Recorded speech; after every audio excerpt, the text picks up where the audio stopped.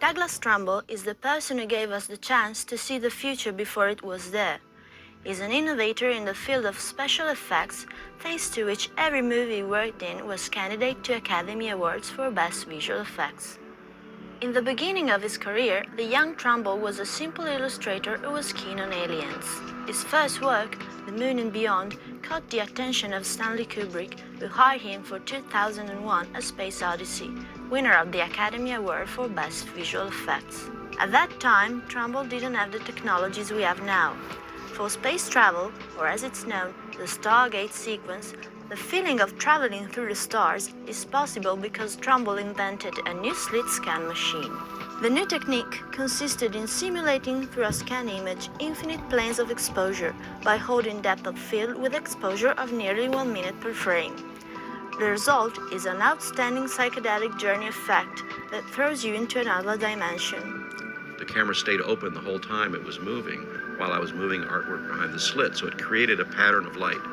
And I had to do it twice, once for the left side and once for the right side, with different artwork. The huge success of the movie was followed by another, Close Encounters of the Third Kind, which allowed him to experiment new techniques, such as smoke rooms for miniature atmosphere control, later used for the breathtaking sequences in Blade Runner.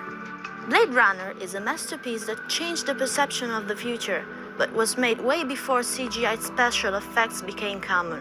So for its realization, Trumbull used once again in-camera special effects that involve hundreds of miniatures, false perspective and motion control techniques, a smoke room, lenses and lights.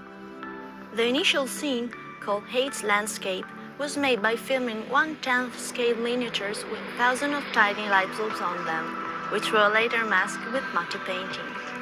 Explosions were made partially on the set itself and partially in the parking lot behind the studios.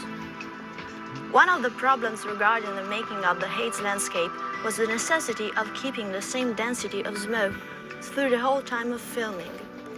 Douglas' team had a black velvet room, a big air circulation system, and an automated smoke generating machine with a continuing measurement device for the amount of smoke in the room.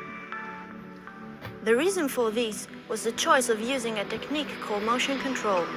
Just one frame every few seconds was shot, so it required a constant smoke density. Besides, every vehicle that appears in the scene had 5 to 7 separate exposures into one piece of film, so he had to fly 5 to 7 times by the camera with perfect synchronism. The effort Trumbull and his team put in the making of these scenes allowed them to develop the motion control technique a lot farther than before, as they became able to do complicated movements that were earlier considered impossible to make. After shaping our ideas about the future, Trumbull goes straight back to our origins, reproducing the birth of the universe in the movie The Tree of Life. It was an opportunity for us to discover the unknown, not to just do what we'd done before, for me to do the same as I'd done, or for him to do the same as he'd done, but for us to explore this unknown world of non-computer graphics.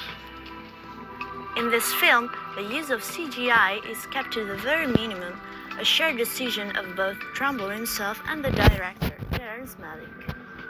In a world dominated by virtual effects, Trumbull once again succeeds in being an innovator, obtaining by practical effects results drastically superior than if made with the most advanced digital effects. Using chemicals, varnish, fluorescent colors, smoke, rotating platforms, high-speed cameras, and accurate lighting and frame rate, he makes everything look cosmic, immense, galactic, and epic. These techniques guaranteed total freedom to the team to explore and experiment with these effects that can only be inducted and guided, but cannot be controlled like CGI does, and this is very rare nowadays.